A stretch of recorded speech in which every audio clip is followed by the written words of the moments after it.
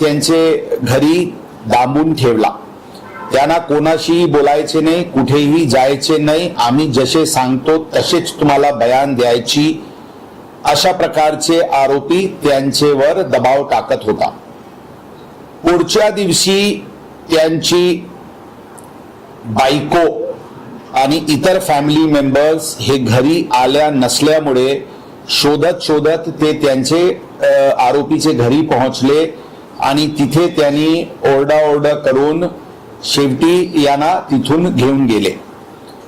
त्याचे नंतर हे ड्रायव्हर अत्यंत भीतीचे वातावरणात होता.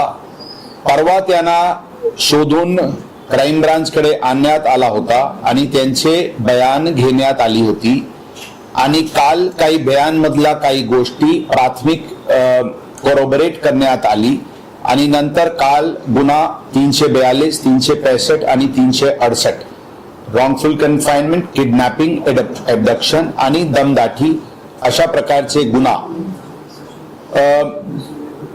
2 आरोपी विरुद्ध दाखल करण्यात आलेली आहे. एक आरोपी यांना अटक करण्यात आलेली आहे, त्यांना आज कोर्टात प्रोड्यूस करण्यात येते. दुसरा जे आरोपी आहे ते सध्या ज्युडिशियल कस्टडीमध्ये असल्यामुळे त्याचे प्रोसिजर करून त्यांना ताब्यात घेण्याची कारवाई करण्यात येईल. कधी करण्यात येईल? सोमवारी की ते प्रोडक्शन अग्रवाल यांना त्यांचे प्रोडक्शन वॉरंट आणि इतर जे प्रोसिजर आहे ते मंडेला करण्यात येईल. त्यांनी जे धमकी दिली होती त्याच्यावर धमकीचं काय स्वरूप होतं? कारण आमिष पण दाखवलं गेलं आणि धमकी बंदवली काय? बरोबर आहे. तुम्ही तुमचे अंगावर घ्या, तुम्हाला भरपूर गिफ्ट देऊ, बक्षीस देऊ, जे तुम्ही मागणार ते आम्ही देऊ. तुम्ही बोलले काही, दुसरा काही हे केले, पहिले ते झाला, नंतर ते काही तुम्ही वेगळा बोलले, काही वेगळा स्टँड घेतले तर तुम्हाला बघून घेऊ, तुम्हाला वेगवेगळे प्रकारचे त्यांना धमकी देण्यात आली. आता संपूर्ण हे आज सकाळी घटनास्थळ पंचनामा पण स्पॉटचे झालेली आहे. आता आज त्याचे प्रोड्यूस करून PCR घेऊन मोबाईल फोन्स आणि इतर जे काही रिकव्हरी त्यांच्याकडून करायचे त्याची प्रक्रिया पूर्ण करण्यात येईल. म्हणजे काय काय आता सकाळी हाऊस सर्च झालं, ड्रायव्हरला घेऊन जे हाऊस सर्च केलं त्याच्यामध्ये काय घटनास्थळ पंचनामा करावा लागते. तर ती घटना कोणती होती त्याची निश्चित करणे गरजेचे असते. म्हणून ते कोणत्या कमऱ्यात त्यांना डांबून ठेवण्यात आला होता, कोणती गाडीने ते घेऊन गेले होते, ते सगळे तिथे बघण्यात आली. आता कस्टडी नंतर जे रिकव्हर करायचे त्यांचे फॉर एक्झाम्पल कपडे होते, जे ते काही कंपनीचे नावाची काही युनिफॉर्म सारखे ते कपडे घातला होता. ती नंतर ज्यावेळी बायको ओरडाओरड करून त्यांना सांगितले की हे कंपनीचे कपडा तुम्ही सोडा, इथे तुम्हाला हे घालायचे नाही, आता तुम्ही आमच्या सोबत चला, अशा म्हणून ते भरपूर काही गोष्टी तिथून रिकव्हरी करायची. ड्रायव्हरने संपूर्ण सिक्वेन्स स्वतः मी गाडी चालवत होतो असं कधीच म्हटलं नाही स्वतःहून काही? कधी नाही. ड्रायव्हर म्हणतात की आम्ही चालवतच नव्हते, आमची काही हेच नव्हती, आम्हाला जबरदस्ती ते आमिष दाखवून आणि दबाव तंत्राचे वापर करून ते करत होते. ते नाही हे झाला. मी सुरुवातीला दबावमध्ये स्टेटमेंट दिले होते पोलीस स्टेशनला, नंतर पोलिसांचे लक्षात आला होता, मी अत्यंत घाबरले होते. परंतु त्याचे नंतर ज्यावेळी त्यांनी डांबून ठेवला आणि ते जबरदस्तीने घेऊन गेला, ते त्यांच्या मानसिक धक्का होती. अशा प्रकारची बयान आणि प्राथमिक जी चौकशी कोरोबरेटिव्ह एव्हिडन्सची बघण्यात आली, त्याच्यानंतर गुन्हा दाखल करण्याची कारवाई करण्यात आलेली आहे. त्याबद्दल आता याचे व्यतिरिक्त सध्या तपास अत्यंत प्राथमिक स्टेजवर आहे. याबद्दल आपल्याला नक्कीच पुढच्या काळात सांगण्यात येईल. तसे काही प्रत्यक्ष मारहाण बद्दल आतापर्यंत त्यांनी सांगितलेले नाही. इतर 2 मित्र जे होते त्यांना बोलवलं होतं त्याच्या पॅरेंट सोबत वगैरे, तर त्यांच्या संदर्भात काय ऍक्शन आहे का? ते गाडीमध्ये इतर दोघे बसलेले होते त्यांची नाही, त्यांचे जबाब प्रथम दिवशी झाला होता. आता ते आमच्यासाठी विटनेस आहे. सध्या त्यांना बोलवण्यात आलेली नाही, परंतु आमची तपास पथक त्यांच्याशी संपर्कात आहे. वेळोवेळी त्यांचे ते जुवेनाईल असल्यामुळे त्यांना बोलावता येत नाही, परंतु त्यांच्या घरी जाऊन त्यांच्याकडून विचारपूसची कारवाई वगैरे सुरू आहे. सर, अपघात झाला त्या दिवशी अपघात झाला पोलीस अधिकाऱ्यांना निलंबित करण्यात आले, तर रोल काय होता त्यांचा, काय कारवाई होती?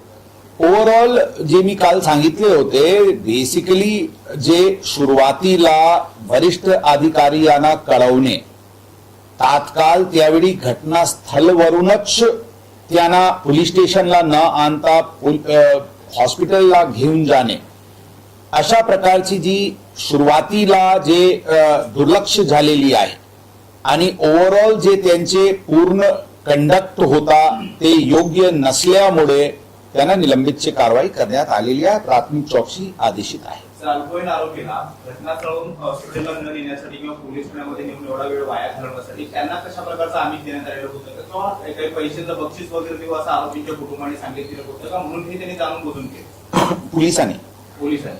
नाही, आम्ही त्याचबद्दल आपल्याला वारंवार सांगत आहे की अशा प्रकारची कोणताही गोष्टी आमच्या समोर आलेली नाही, परंतु एंड रिझल्ट आपण जर बघितले तर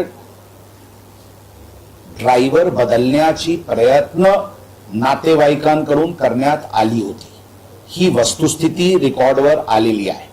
तरी पण पोलिसांनी गुन्हा जे त्यावेळी दाखल केला ते दाखल लहान मुलांवरच केलेले आहे. म्हणून अशा प्रकारचे काही वेगळे काही प्रकार पोलीस स्टेशनला गैरप्रकार घडलेले असतील हे ग्राह्य धरण्यासाठी तितकंच काही कन्क्लुजनवर पोहोचता येत नाही. या गाडीत 5 जण होते असं स्टेटमेंट ड्रायव्हरने दिलंय, ज्याच्यातला एक जण अजूनही अनआयडेंटिफाईड आहे. तो नेमका कोण होता, त्याची काय माहिती आहे ती समोर येते का अजून? कारण 2 जणांची स्टेटमेंट झाली, विटनेस आहेत मायनर, पण आणखी एक जण आहे तो अनआयडेंटिफाईड आहे. बरोबर है, ते सर्व दिशेनी आता तपासला गती आलेली आहे. सुरुवातीला वेगवेगळे कारणात कोर्टचे विषय आणि इत्यादी अनुषंगाने तपास जे होता ते आता गती पकडलेली आहे आणि सर्व दिशेने या प्रकरणाची तपास सुरू आहे. गाडीमध्ये तो अल्पवयीन मुलगा सोबत कार ड्रायव्हर आणि पाठीमागे किती 3 मुलं होती का 2 होती? यामध्ये सीसीटीव्ही फुटेजेस वरून स्पष्ट दिसत नाही. सुरुवातीला 2 होते, नंतर एका दुसऱ्या ठिकाणावरून 3 होते की 4 होते, एक्झॅक्टली त्याबद्दल आता निष्कर्षवर पोहोचण्यात आलेली नाही. त्या सर्व दिशेनी युद्ध पातळीवर या प्रकरणाची तपास सुरू आहे.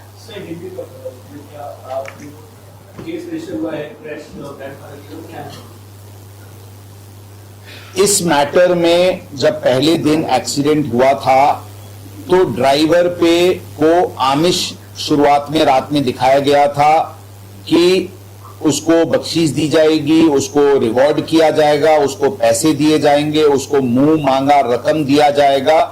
वो खुद गाड़ी चला रहा था, ऐसा प्रकार का बयान वो पुलिस स्टेशन में दे.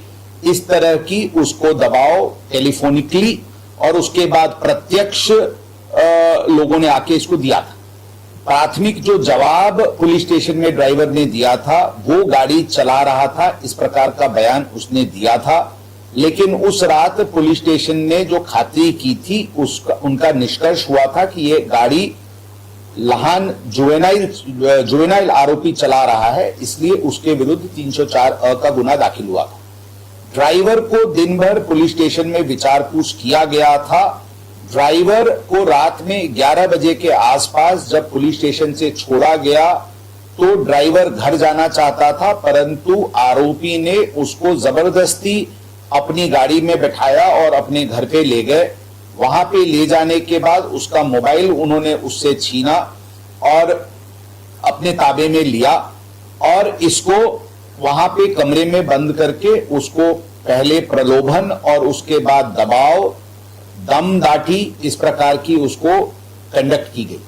अगले दिन दोपहर तक जब वो घर नहीं पहुंचा तो उसकी वाइफ और उसके बच्चे और नातेवाईक खोजते हुए इनके आरोपी के घर पे पहुंचे और उन्होंने वहां पे थोड़ा सा हंगामा किया और उन्होंने इसको ड्राइवर को जबरदस्ती को कंपनी का कपड़ा उतार दो और तुमको इनकी नौकरी करने की जरूरत नहीं है, इस प्रकार का कह के उसको वो वहां से ले गए. ड्राइवर अत्यंत घबराए हुए वातावरण में था. उसको परसों रात को क्राइम ब्रांच ने ट्रेस करके लाया था। उसकी स्टेटमेंट प्राथमिक हुई, जिसमें इस प्रकार की स्टेटमेंट उसकी सामने आई थी। कल उसकी प्रिलिमिनरी कोरोबोरेशन की गई और इस घटना में सत्यता पाए जाने के, प्राथमिक दृष्टि से सत्यता पाए जाने की वजह से कल रात को गुना दाखिल किया गया है। एक आरोपी को अरेस्ट किया गया है, दूसरा आरोपी फिलहाल जुडिशियल कस्टडी में है, उसको प्रोडक्शन वारंट पे ट्रांसफर करने की कार्रवाई आगे की जाएगी। सर, अभी ड्राइवर को लेकर अग्रवाल की मृत्यु गए हैं, क्या वहाँ पर क्या किस तरह की कार्रवाई? वहां पे आज घटनास्थल पंचनामा, जो कि स्पॉट को आइडेंटिफाई करने के लिए होता है, वो किया गया है। कुछ चीजें रिकवरी करनी है, वो पीसीआर के बाद उसको रिकवरी करने की प्रोसीजर की जाएगी। क्या ड्राइवर ने ये भी बताया कि उसके साथ मारपीट भी हुई थी जब मारपीट प्रकार का प्रत्यक्ष उसने नहीं बताया है, लेकिन थ्रेटनिंग के बारे में उसने जरूर बोला है। तर थ्रेटनिंग काय नेमकं कशा स्वरूपाचं, म्हणजे तुला बघून देतो, जीवे मारतो, याद रखना तशाच प्रकारची धमकी आहे। या विषयावर आपल्याला आता नंतर नक्कीच कळवण्यात येते। driver never accepted the fact that he was the one behind the wheel. Sorry, You said in Marathi that driver never accepted the fact that he was behind the wheel. driver in the first statement when he came to the police, when he was brought to the police station from the spot, the first statement which he gave in writing was that he was driving the car. But the police station at that point of time, it said, disbelieved the statement of the driver, and after preliminary inquiry they registered an offence against the juvenile accused because it was evident prima facie that the juvenile accused was driving the vehicle. तर सुरुवातीला त्यांनी जे statement दिलं होतं तो दबावाखाली होता म्हणतात, तर त्यावेळी पोलीस स्टेशन मध्ये नेमकं, कारण हे लोक भेटायचे नव्हते, नेमका कुणाचा दबाव त्याच्यावरती होता, ड्युटी चालू होतो? त्यावेळी त्यांना मी सांगितले, त्यांना फर्स्ट टेलिफोन कॉल, फर्स्ट इंड्युसमेंट त्यांना टेलिफोनवर आला होता। नंतर फिजिकली आरोपीचे नातेवाईक ज्यावेळी तिथे पोहोचले होते, त्यांनी त्यांना इंड्यूस आणि काही प्रॉमिस काही केला होता, आणि नंतर त्यांना त्यावेळी पण दम देण्यात आला होता। आणि ड्रायव्हर म्हणतात की त्यावेळी त्यांची मनोस्थिती अत्यंत ते मनोस्थिती योग्य नव्हती। तर या सगळ्या प्रकरणामध्ये विशाल अग्रवाल यांच्या ज्या पत्नी आहेत त्यांची काय चौकशी किंवा त्यांना काय ताब्यात आपण घेणार आहोत या सगळ्या प्रकरणामध्ये, त्यांच्याशी काय कनेक्ट? कोणाची? विशाल अग्रवाल ऑलरेडी आम्ही सांगितले की त्यामध्ये 2 आरोपी आहेत। आरोपीच्या आई जे आहे तपास की जा रही है, जो फिरियाद में आया है उसके अनुसंधान गुना दाखिल किया गया है। तपास में जो भी बात सामने आएगी उसके तहत कार्रवाई की जाएगी। रिपोर्ट आता 8 दिवस झाले तर ठीक आहे, त्याच्यावरती तुमचा तपास अवलंबून नाही किंवा खटला अवलंबून नाही, पण मेडिकल रिपोर्टची काहीतरी किती दिवस साधारणपणे त्याला?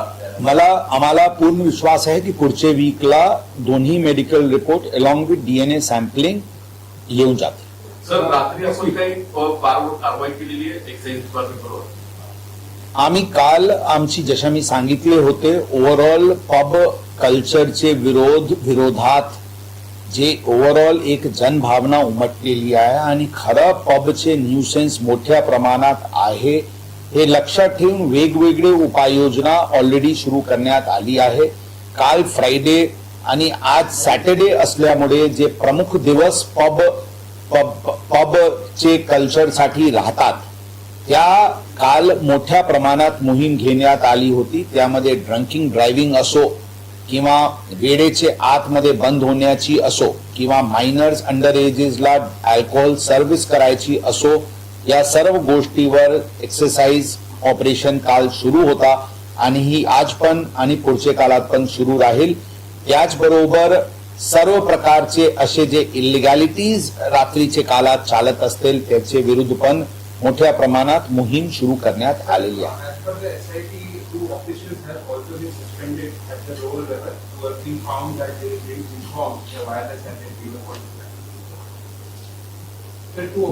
Yes, I told you the in charge PI and one other officer have been placed under suspension and departmental proceedings have been initiated. for basically primary lapses in overall conduct of this preliminary initial phase of investigation, which includes informing the control room or the